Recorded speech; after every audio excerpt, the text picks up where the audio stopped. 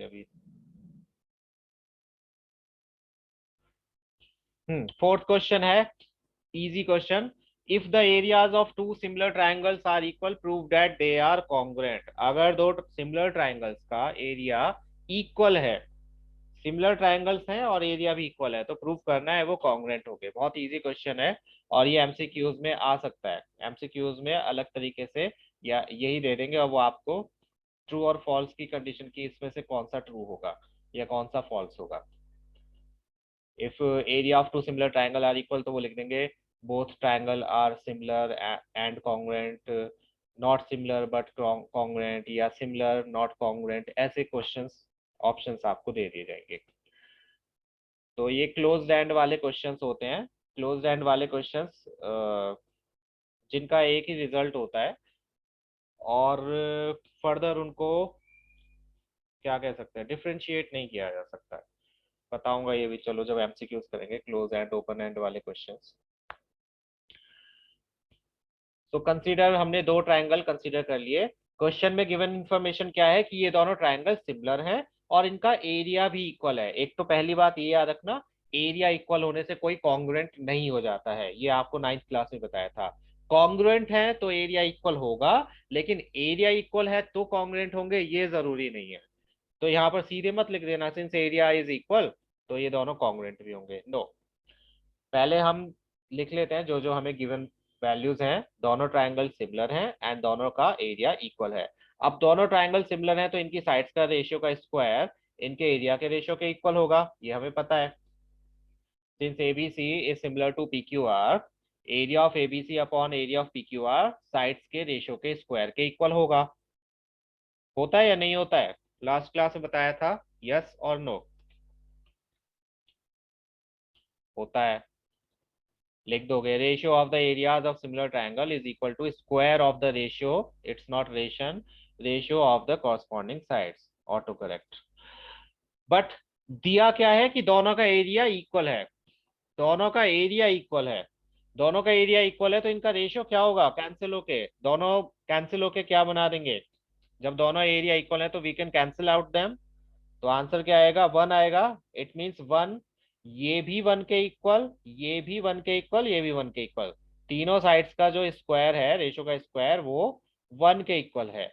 इसको जब सॉल्व करोगे तो इससे आपको क्या मिल जाएगा, A B upon P Q किसके इक्वल आ जाएगा, A B equals to P Q के। इधर चला जाएगा, स्क्वायर रूट कर दोगे दोनों साइड्स का तो स्क्वायर हट जाएगा, और क्रॉस मल्टीप्लाई कर दोगे तो ए बी पी क्यू के equal, B C Q R के equal and A C P R के इक्वल आ जाएगा। यस और नो? इस स्टेप में किसी को कंफ्यूजन है तो पूछ लो,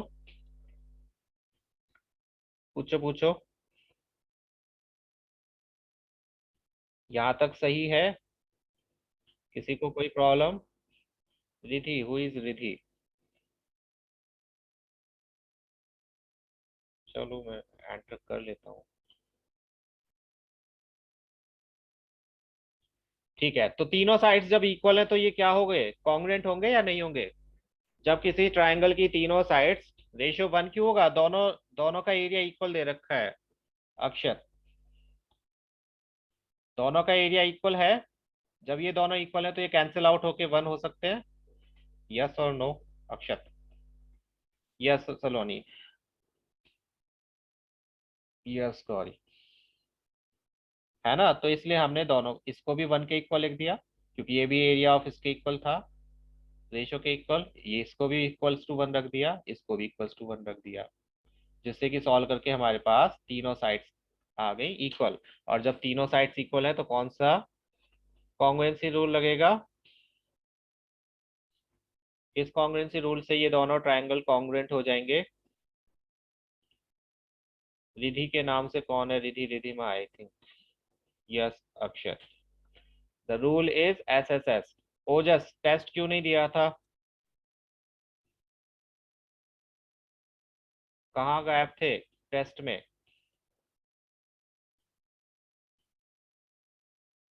कार्तिक, ओजस, मिस्टर कार्तिक, तुम कहाँ थे टेस्ट में?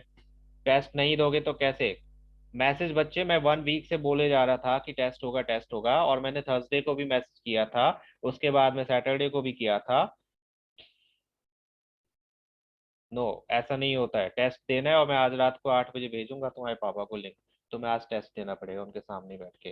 कार्तिक, तुम्हें भी टेस्ट देना है। साइंस का भी टेस्ट नहीं दिया तुमने। मैथ्स का तो शायद दिया था या नहीं दिया था, देखूंगा मैं, बट किसी में तुम थे एब्सेंट।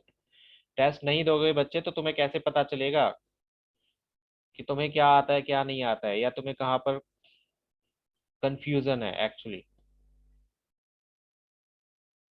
तो ये दोनों ट्रायंगल हो गए कॉन्ग्रुएंट बाय एसएसएस रूल। बस यही हमें प्रूफ करना था। ठीक है। किसी को कोई प्रॉब्लम इस क्वेश्चन में? इजी क्वेश्चन था।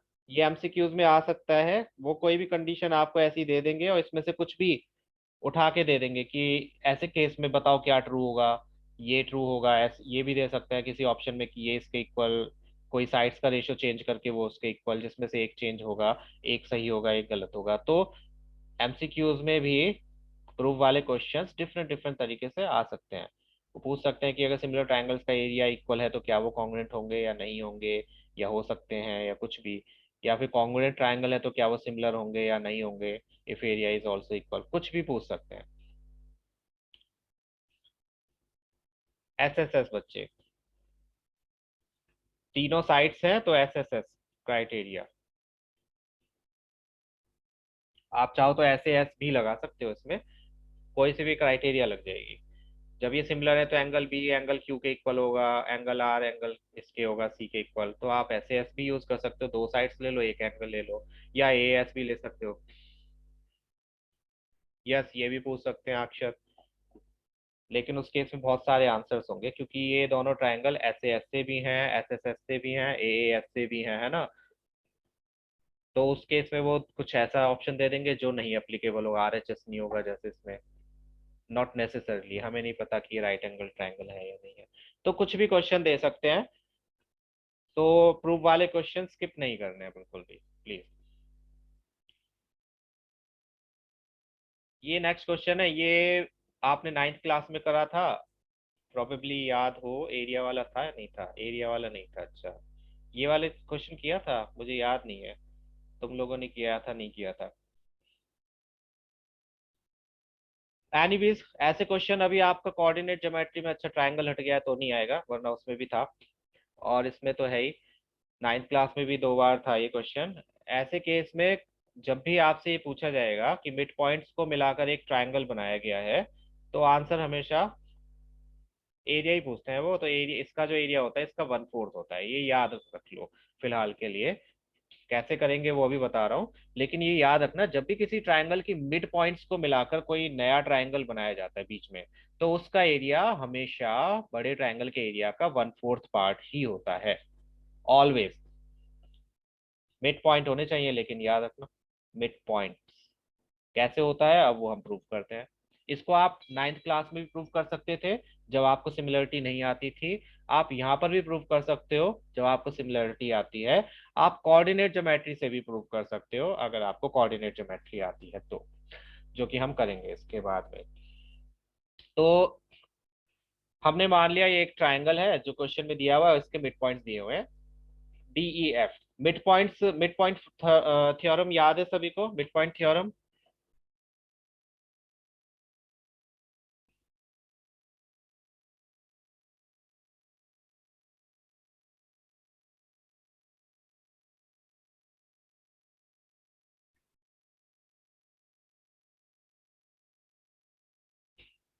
चलो, तो मिड पॉइंट थ्योरम में क्या होता था, जब हम किसी ट्रायंगल के दो मिड पॉइंट्स को ज्वाइन करते हैं, साइड्स के मिड पॉइंट्स को ज्वाइन करते हैं, तो वो साइड तीसरी साइड के हाफ होती है और पैरेलल होती है ना। इसमें आपको D and F mid point दिए हुए हैं, तो डी एफ जो होगा वो बीसी का हाफ होगा और बीसी के पैरेलल भी होगा। हमें हाफ की जरूरत है, पैरेलल की जरूरत नहीं है, तो हम हाफ ही लिख लेते हैं। D F equals to half of BC. इसको अगर आप फर्दर सॉल्व करोगे, क्योंकि मैंने यहाँ स्टेप वो नहीं लिखा है, इसको अगर आप फर्दर सॉल्व करोगे तो ये आ जाएगा D F upon B C equals to 1/2। Yes और नो? बताओ आ जाएगा या नहीं आ जाएगा इसको अगर इधर ले गए? किसी को कोई कंफ्यूजन इसमें? मिड पॉइंट थ्योरम से हमने लिख लिया डी एफ जो है वो हाफ ऑफ बी सी होगा, मीन्स डी एफ और बी सी का जो रेशियो है वो 1:2 होगा।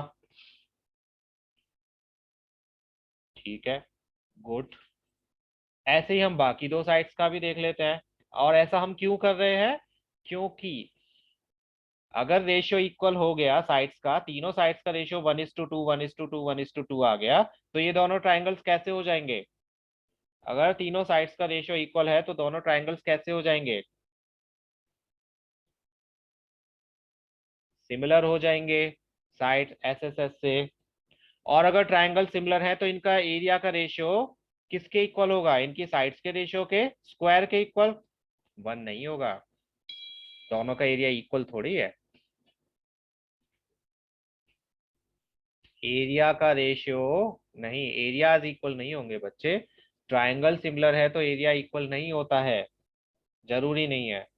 तो अगर ट्राइंगल हमने सिमिलर प्रूव करे हैं तो उससे हमें सिर्फ ये पता चलेगा कि इनके जो एरिया का रेशियो है वो किन्हीं दो साइड्स के रेशियो के स्क्वायर के इक्वल है। ये पता चलेगा ना थ्योरम से। इफ हमने दोनों ट्रायंगल्स को सिमिलर प्रूव कर दिया तो हम इसको यूज कर सकते हैं या नहीं कर सकते हैं? कर सकते हैं। और D F upon B C की वैल्यू आपको पता है कितनी है? D F upon B C की वैल्यू 1/2। तो यहाँ पर 1/2 पुट कर देंगे जिससे आंसर आ जाएगा 1:4। बस ये है मेन मकसद हमारा। यस। ठीक है, तो हम क्या कर रहे हैं यहाँ एस एस एस से। आप चाहो तो ए से भी सिमिलर प्रूफ कर सकते हो इनको। ए से सिमिलर भी प्रूव हो जाएगा। कैसे हो जाएगा? क्योंकि ये मिड पॉइंट्स हैं। पहले चलो इसे करा देता हूँ वरना कंफ्यूज हो जाओगे। तो ये आ गया मिड पॉइंट थ्योरम से, D F equals to half of B C. Now similarly DE जो है ये हाफ ऑफ ए सी होगा, और ई एफ जो है वो हाफ ऑफ ए बी होगा। तो इनसे हमें पता चल गया कि D F upon B C ये 1/2 के इक्वल है, डीई अपॉन ए सी ये भी 1/2 के इक्वल है, E F upon A B ये भी 1/2 के इक्वल है। सब किसके इक्वल है? 1/2 के इक्वल। तीनों साइड्स का रेशियो इक्वल है। दैट मीन्स दोनों ट्राइंगल कैसे हैं? Similar by S S S similarity criterion. और जब ये दोनों ट्राइंगल सिमिलर हैं तो इनका एरिया का रेशियो इनकी कॉरस्पॉन्डिंग साइड्स के रेशियो के स्क्वायर के इक्वल होना चाहिए। हम एक ही साइड रख लेते हैं, आप चाहो तो तीनों रख के देख लेना। बात तो एक ही है, हमें सिर्फ रेशियो निकालना है तो हम एक ही ले लेते हैं। D F upon B C ले लिया, आप कोई सी भी साइड का रेशियो ले सकते हो। और D F upon B C की वैल्यू क्या है? 1:2 ही है। D F upon B C equals to 1:2। तो दोनों के एरिया का रेशियो कितना आ गया? 1:4। यही उन्होंने पूछा था कि दोनों के एरिया का रेशियो क्या है। दैट्स इट, सिंपल क्वेश्चन है। तो इसको आप, मैं ये बता रहा था कि आप इसको ए से भी कर सकते हो।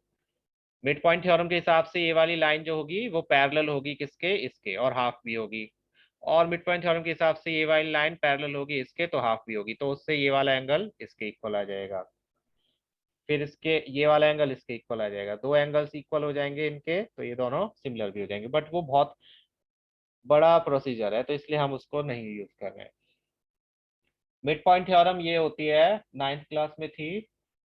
मिड पॉइंट थ्योरम में बीपीटी की तरह ही होती है, बीपीटी का और आगे फर्दर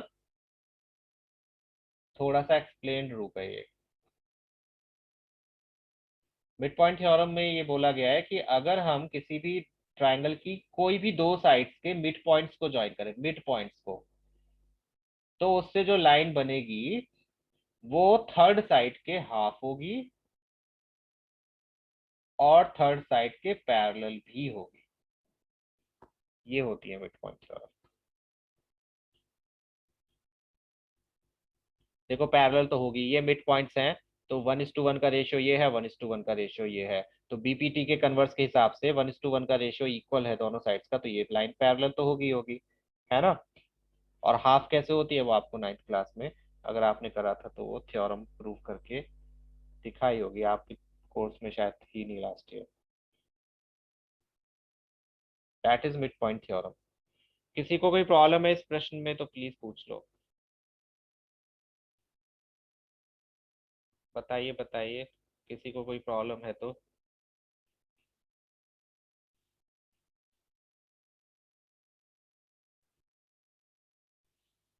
ठीक है, तो नेक्स्ट क्वेश्चन पे मूव करें। वेडनेसडे को मैं टेस्ट ही सिर्फ डिस्कस करूंगा, ठीक है, टेस्ट डिस्कस करेंगे, और टेस्ट अगर जल्दी हो गए तो मैं कुछ एमसीक्यूज करवाऊंगा। क्लास में हम ये चैप्टर नेक्स्ट क्लास में नहीं करेंगे, फिर उससे नेक्स्ट क्लास में होगा।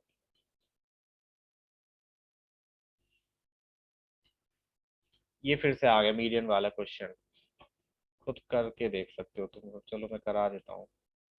Prove that the ratio of the areas of two similar triangle is equal to the square of ratio of their corresponding medians. Means area का रेशियो साइड्स के ratio के स्क्वायर के इक्वल तो होता ही है, ये तो हमें पता है, लेकिन हमें प्रूव करना है कि एरिया का रेशियो, सिमिलर ट्रायंगल्स के एरिया का रेशियो उनकी कॉरस्पॉन्डिंग मीडियंस के स्क्वायर रेशियो के स्क्वायर भी होता है। मीन्स हमें क्या प्रूव करना है? That area of ABC over area of DEF equals to AP upon DQ का स्क्वायर, ये प्रूव करना है। तो कर देते हैं। ये प्रूव कैसे हो जाएगा? अगर हम ये दो ट्रायंगल सिमिलर प्रूव कर दें, ये बड़े ट्रायंगल्स तो सिमिलर हैं ही, means area of ABC, area of DEF equals to AB upon BC, sorry, AB upon DE के स्क्वायर के इक्वल तो है ही, ऑलरेडी दिया हुआ है। ठीक है, क्वेश्चन में ये दो ट्रायंगल सिमिलर दिए हुए हैं बड़े वाले, तो इनका एरिया इनकी कॉरस्पॉन्डिंग साइड्स के रेशियो के इक्वल तो होगा, स्क्वायर के इक्वल। तो अगर हम किसी तरह से A B upon E F को इक्वल प्रूव कर दें A P upon D Q के, तो हम A B upon E F के प्लेस पर यहाँ पर क्या पुट कर सकते हैं? A P upon D Q, जिससे कि हमें जो चाहिए वो मिल जाएगा। और ये दोनों कब इक्वल होंगे? जब हम ये दो ट्रायंगल्स सिमिलर प्रूव कर देंगे, दीज टू ट्रायंगल्स, ये दोनों ट्रायंगल सिमिलर प्रूव कर दिए तो कॉरस्पॉन्डिंग साइड्स का रेशियो इक्वल हो जाएगा। Means upon A B upon E F नहीं, कुछ और भी ले सकते हो तुम, A C upon D F भी ले सकते हो, ऐसा जरूरी नहीं है, बस ये याद रखना। कॉरस्पॉन्डिंग नहीं है, ए बी और D E, sorry, not E F, my mistake, A B and D E, sorry, yes, D E. ठीक है, तो अगेन आप A B upon D E लो या A C upon D F लो, कुछ भी ले सकते हो दोनों में से। अगर आप एसी और डीएफ लोगे तो आपको ये दो ट्रायंगल सिमिलर प्रूव करने पड़ेंगे, जैसे आपने मीडियंस वाले क्वेश्चंस में किया था। Let me show you. Consider दो ट्रायंगल्स है एबीसी और डीईएफ जो कि सिमिलर हैं, क्वेश्चन में दिया हुआ है। नाउ ये दोनों सिमिलर हैं तो इनके कॉरस्पॉन्डिंग साइड्स का रेशियो, इनके एरिया का रेशियो इनकी कॉरस्पॉन्डिंग साइड्स के रेशियो के इक्वल भी होगा। ये हमें लेकिन मीडियन के इक्वल प्रूव करना है, स्क्वायर के, हमें बेसिकली ये प्रूव करना है। क्वेश्चन में गिवन क्या है? ये दोनों ट्रायंगल सिमिलर हैं तो इनकी कॉरस्पॉन्डिंग साइड्स के रेशियो का स्क्वायर इनके एरिया के रेशियो के इक्वल होगा। ये फर्स्ट इक्वेशन हो गई। अब आते हैं इन दो ट्रायंगल्स को सिमिलर प्रूव करने में। A B upon D E किसके इक्वल होगा? B C upon E F के। ठीक है, बीसी को हम ट्वाइस ऑफ बीपी लिख सकते हैं क्योंकि ये मीडियन है तो दो इक्वल पार्ट्स में डिवाइड कर रहा है, और ईएफ को हम ट्वाइस ऑफ इक्यू लिख सकते हैं। टू से टू कैंसिल हो जाएगा, इससे हमारे पास A B upon D E B P upon E Q के इक्वल आ जाएगा। तो दो साइड्स का रेशियो तो इक्वल हमने प्रूव कर दिया इन दो ट्रायंगल्स में। कौन कौन सी साइड्स का रेशियो इक्वल प्रूव किया? A B upon D E equals to B P upon E F. अब हमें बस ये एंगल इसके इक्वल प्रूव करना है, जो कि होगा क्योंकि ये दोनों ट्रायंगल सिमिलर हैं, तो ये छोटे वाले ट्रायंगल्स भी क्या हो जाएंगे? सिमिलर हो जाएंगे। तो इसको लिख देते हैं, corresponding angles of similar triangles are equal, तो बी किसके इक्वल हो गया? ई के। और जब दो साइड्स का रेशियो इक्वल है और उनके बीच का एंगल इक्वल है तो ये क्या हो गया? यस, सिमिलर ट्रायंगल हो गए यूजिंग ऐसे है सिमिलरिटी क्राइटेरिया। और जब दोनों ट्राइंगल सिमिलर है तो इनकी कॉरस्पॉन्डिंग साइड्स का रेशियो इक्वल होगा। Means A B upon D E B P upon E Q के इक्वल होगा, B P upon E Q A P upon D Q के इक्वल होगा। तो यहाँ फर्स्ट इक्वेशन में हम अब A B upon D E के प्लेस पर क्या पुट कर सकते हैं, हम B P upon E Q भी कर सकते हैं, बट हमें उसकी जरूरत नहीं है, हमें किसकी जरूरत है, ए पी अपॉन डी क्यू की। तो यहाँ फर्स्ट इक्वेशन में जो हमने ये प्रूव करी थी उसमें ए P upon D Q put कर देते हैं, जिससे हमारे पास आ जाएगा डिजायर्ड रिजल्ट। ए बी के प्लेस पर ए पी, डी ई के प्लेस पर डी क्यू, ये हो गया। तो इसका मतलब क्या हुआ कि अगर ट्रायंगल्स का एरिया, सिमिलर ट्रायंगल्स का एरिया जो होता है उसका रेशियो उनकी कॉरस्पॉन्डिंग मीडियन के स्क्वायर के भी इक्वल होता है।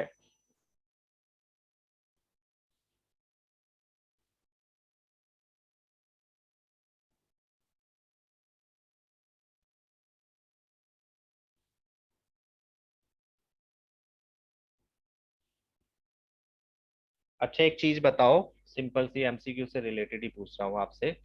सपोज करो एक ये ट्रायंगल है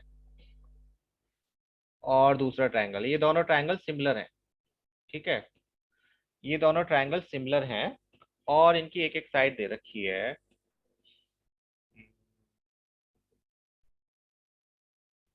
ये है ए बी सी एंड ये है पी क्यू आर।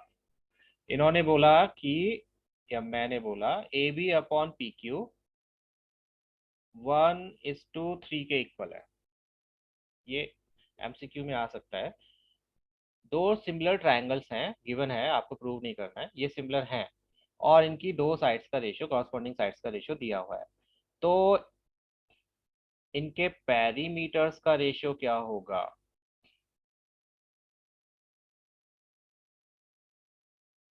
केयरफुली जवाब दीजिएगा। Perimeter of A B C upon perimeter of P Q R किसके इक्वल होगा? दो साइड्स का ratio A B upon P Q 1:3 दिया हुआ है, आपको बताना है इनके पेरीमीटर का रेशियो किसके इक्वल होगा। देखना नहीं है कहीं से, खुद बताना है दिमाग लगा के।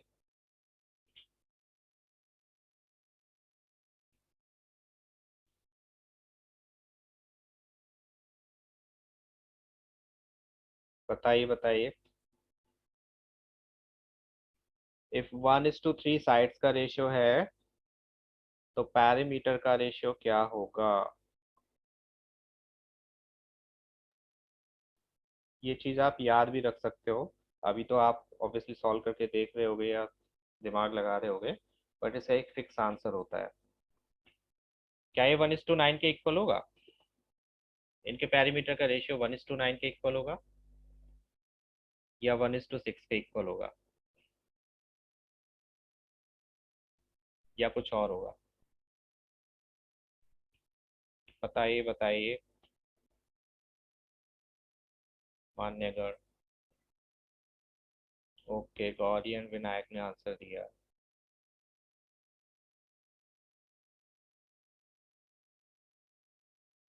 मान्यवर। मैं यहाँ कोई क्लोथिंग चेन का वो नहीं कर रहा हूँ ऐड, ये सिंपल मान्यवर आप लोगों के लिए। मोहे मान्यवर। यस। 1/9, 1/9। ओके मैं बता देता हूँ। एरिया का रेशियो तो 1:9 होगा, लेकिन पेरीमीटर का जो रेशियो होता है वो सेम ही होता है जो साइड्स का रेशियो होता है। ये प्लीज लिख लो और याद भी कर लेना, क्योंकि एमसीक्यू में क्या ये वैसे भी बहुत आ जाता है। सिमिलर ट्रायंगल्स के साइड्स का रेशियो और पेरीमीटर का रेशियो हमेशा इक्वल होता है। अगर साइड्स का रेशियो 1:3 है तो पेरीमीटर का रेशियो भी 1:3 ही होगा। Please note that down. Similar triangles में साइड्स का रेशियो पेरीमीटर्स के रेशियो के इक्वल होता है, कोई चेंज नहीं होता। 1:3 साइड्स का रेशियो है तो पेरीमीटर का रेशियो भी 1:3 ही होगा। एरिया का रेशियो है तो यस वो 1:9 होता है इस केस में। तो दोनों में याद रखना, कभी कंफ्यूज हो जाओ, क्वेश्चन में एरिया पूछा हो आप मेरी बात को ध्यान करके पेरीमीटर का लिखा हो, या फिर पेरीमीटर का पूछा हो आप एरिया का लिखा हो, दोनों में डिफरेंस है। Perimeter is different, area is different. Perimeter का रेशियो साइड्स के रेशियो के इक्वल होगा, बट एरिया का रेशियो साइड्स के रेशियो के स्क्वायर के इक्वल होगा। ठीक है, सबको पता चल गया? कुछ भी दे सकता हूँ विनायक में ट्रिग्नोमेट्री में। सॉल्व के लिए मुझे क्वेश्चन चाहिए होगा, अभी सॉल्व के लिए मेरे पास कोई क्वेश्चन तो है नहीं। परसों एमसीक्यूज में मैं बता दूंगा, चलो एक एग्जांपल के साथ में। ठीक है,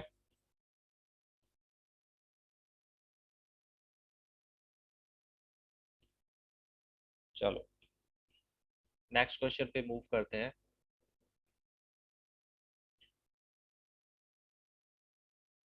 एटलीस्ट ये एक्सरसाइज फिनिश कर लेते हैं। ये बहुत इंपॉर्टेंट क्वेश्चन है एमसीक्यू के बेस पर भी, एमसीक्यू के लिए भी। मान्यवर के बाद मैंने ये कहा निकिता कि पैरीमीटर का रेशियो हमेशा साइड्स के रेशियो के इक्वल ही होता है। अगर साइड्स का रेशियो 1:3 दिया है, टू सिमिलर साइड ट्रायंगल्स की साइड्स का कॉरस्पॉन्डिंग साइड्स का रेशियो 1:3 है, तो पैरीमीटर का रेशियो भी 1:3 ही होगा। नो चेंज, ना डबल होगा, ना ट्रिपल होगा, ना स्क्वायर्ड होगा। ठीक है, तो ध्यान रखना जब पैरीमीटर के रेशियो के बारे में पूछे तो आंसर स्क्वायर्ड वैल्यू नहीं होगी, ना ही डबल वैल्यू होगी, वो ही होगा जो साइड्स का रेशियो दिया हुआ है। या वो ये भी पूछ सकते हैं कि पैरीमीटर का रेशियो इतना है तो साइड्स का रेशियो क्या होगा, तो उस केस में स्क्वायर रूट मत करने बैठना या कुछ और करने मत बैठना, जो पैरीमीटर का रेशियो है वो ही साइड्स का रेशियो भी होगा। इस क्वेश्चन में फिगर नहीं दिए है, तो ये क्वेश्चन फिगर की वजह से समझ में नहीं आता है। बहुत इजी क्वेश्चन है। क्वेश्चन बोला है prove that the area of an equilateral triangle. यहाँ पर प्रूव वाला क्वेश्चन नहीं आएगा, तो वो एमसीक्यू में कैसे देंगे, प्रूव दैट हटा देंगे और पूछेंगे what will be the area. हाँ, what will be the area of an equilateral triangle described on one side, या what is the relation of the areas, किस किस का, an equilateral triangle described on one side of a square and area of the equilateral triangle described on one of its diagonal, means if you have a square, उन्होंने बोला एक square की एक side पर हमने ट्राइंगल बनाया, ठीक है, और एक हमने ट्राइंगल बनाया उसके डायगोनल पर, और दोनों ही ट्राइंगल इक्वल हैं, इक्विलेटरल है, तो इनके एरियाज का रेशियो हमें प्रूव करना है। यहाँ तो प्रूव करना है, क्वेश्चन में पूछा जा सकता है बताओ इनके एरियाज का रेशियो क्या होगा। तो फिगर में देख के कुछ कुछ आपको समझ आ गया होगा कि हम क्या करने वाले हैं। पहले हम एक स्क्वायर ले लेते हैं जिसकी साइड्स क्या है, ए है। कंसीडर कर लिया कि एक स्क्वायर है जिसकी साइड है ए यूनिट्स। फिलहाल सिर्फ साइड को कंसीडर किया हमने, ए यूनिट्स। फिगर में बता देता हूँ, मुझे तो क्लियर दिख रही है स्टिल।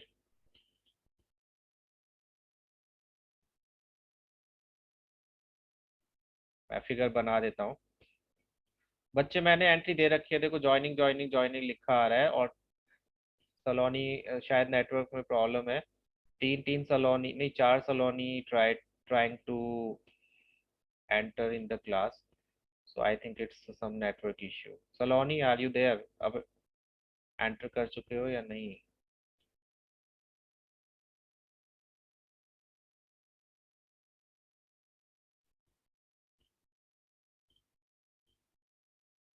मैंने तो अलाउ कर रखा है, बट आई थिंक उसको आवाज भी नहीं जा रही है।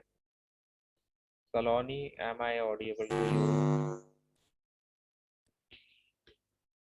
जूम इज नॉट रिस्पॉन्डिंग बच्चे, हो सकता है नेटवर्क की वजह से कुछ प्रॉब्लम है। एनीवेज अब तो क्लियर है।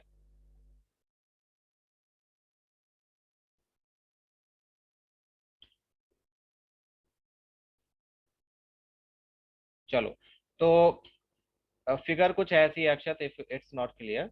एक स्क्वायर दिया है, ठीक है, यू हैव एन स्क्वायर, और उन्होंने बोला कि स्क्वायर की एक साइड पर इक्विलेटरल ट्रायंगल बनाया गया।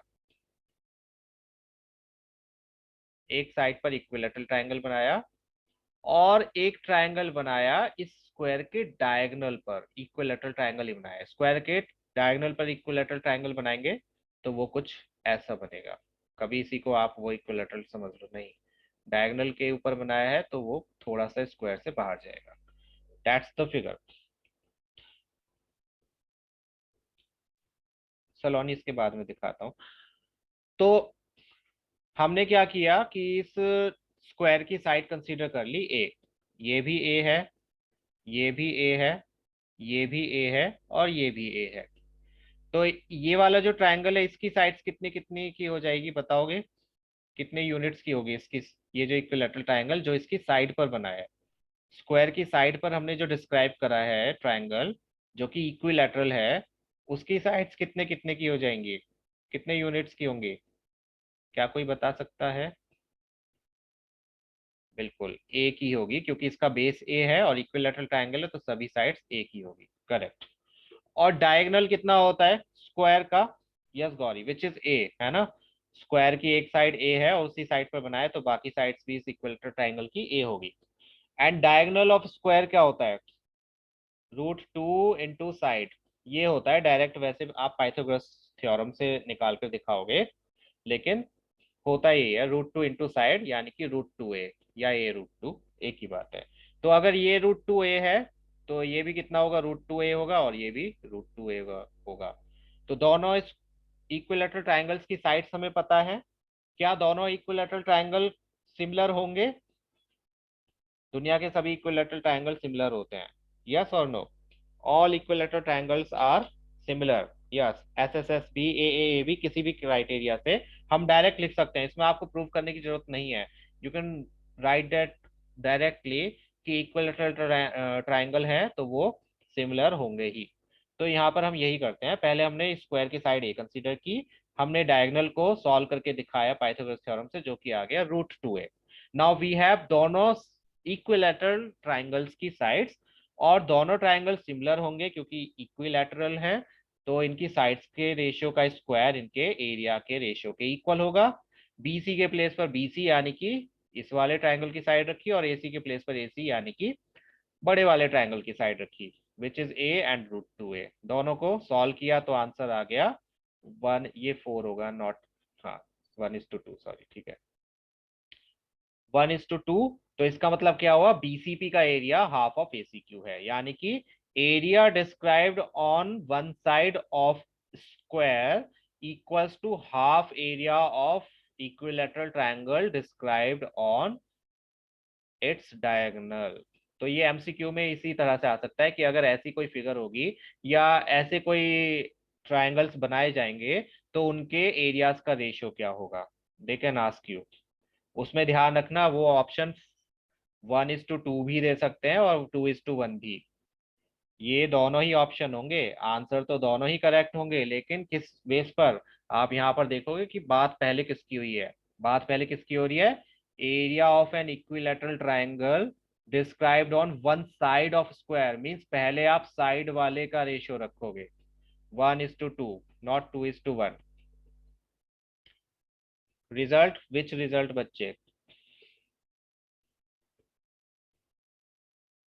विच रिजल्ट बताओ? यहां तक समझ आ गया? दोनों ट्रायंगल सिमिलर हैं, ये समझ आ गया दोनों ट्रायंगल सिमिलर हैं, ये समझ आ गया एरिया का रेशियो उनकी साइड्स के रेशियो के स्क्वायर के इक्वल है?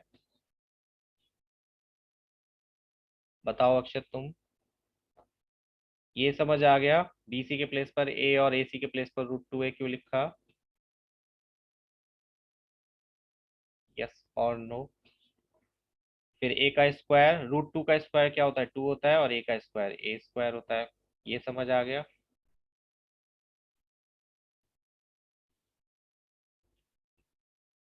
फिर ये समझ आ गया? कैलकुलेशन समझते हो तुम लोग, चलो। तो ध्यान रखना 2:1 और 1:2, जैसा कि लास्ट का इसका एमसीक्यू क्वेश्चन है वो मैं आपके ऊपर छोड़ रहा हूँ, आप खुद करके देखोगे उसे। 2:1 एंड 1:2, ये ध्यान रखना है कि वो पहले किसकी बात कर रहे हैं, उसी का रेशियो पहले आना चाहिए। अगर आपने इस केस में आंसर 2:1 रख दिया तो वो हो जाएगा गलत। उन्होंने पहले एरिया ऑफ इक्विलैटरल ट्रायंगल की बात करी है, तो पहले आप 1 उसका ही एरिया लिखोगे, मीन्स ऊपर वही आना चाहिए, और डेनोमिनेटर में दूसरा वाला जिसकी बाद में बात हुई है। याद रहेगी ये बात? क्या आप लोग यह बात ध्यान रखेंगे? एमसीक्यूज में यही होगा। आप तो कहोगे कि नहीं ये 2:1 भी तो हो सकता है, बिल्कुल हो सकता है, लेकिन क्वेश्चन में उन्होंने पहले इक्विलेटरल लैंग्वेज के और इनके कुछ रूल्स होते हैं, ये मैंने आपको 9th क्लास में बताया था। अगर आपको क्लियर नहीं है तो आप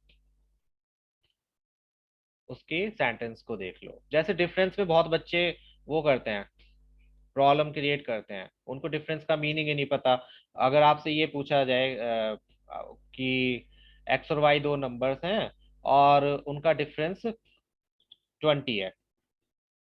if two numbers, there are two numbers X and Y, और उनका डिफरेंस 20 है, तो इसकी इक्वेशन क्या बनाओगे, जरा बता सकते हो आप? देयर आर टू नंबर्स जिनका डिफरेंस 20 है।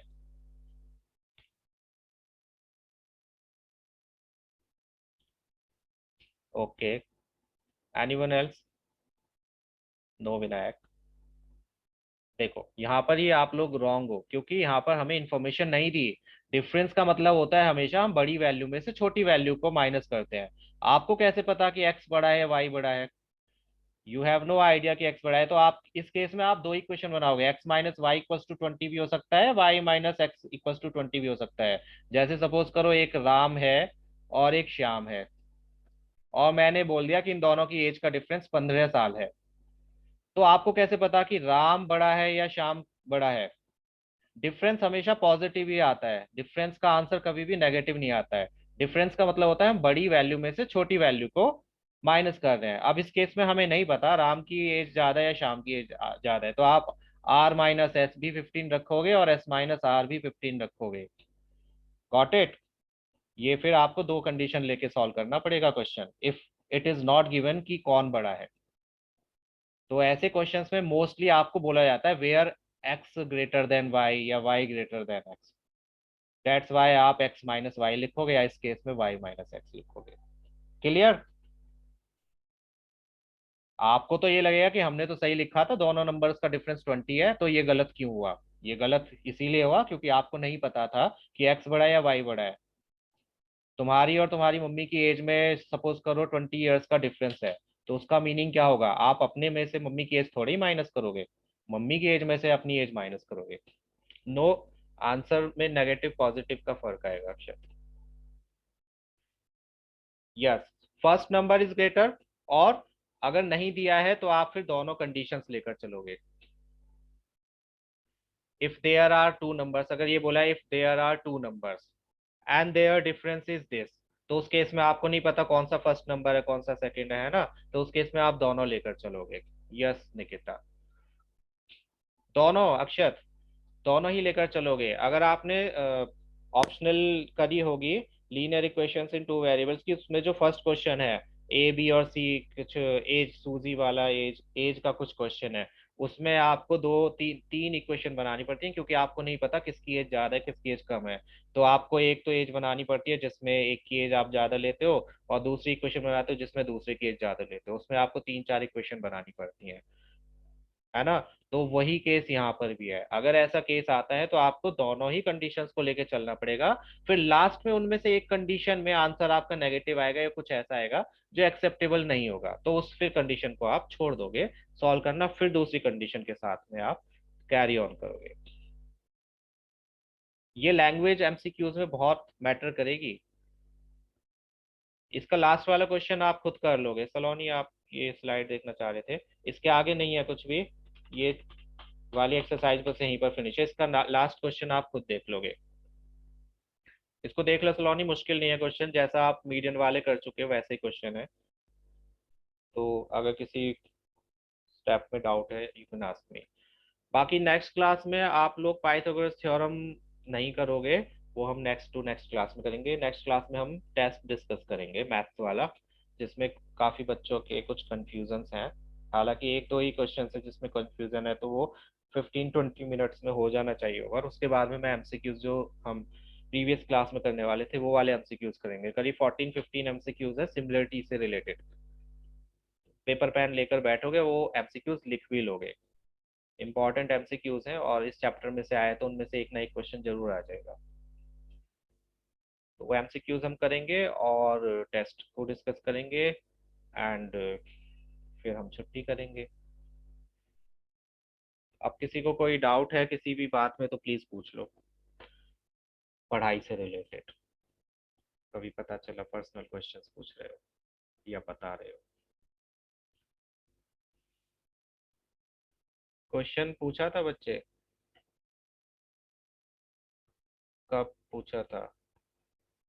All clear? ओके।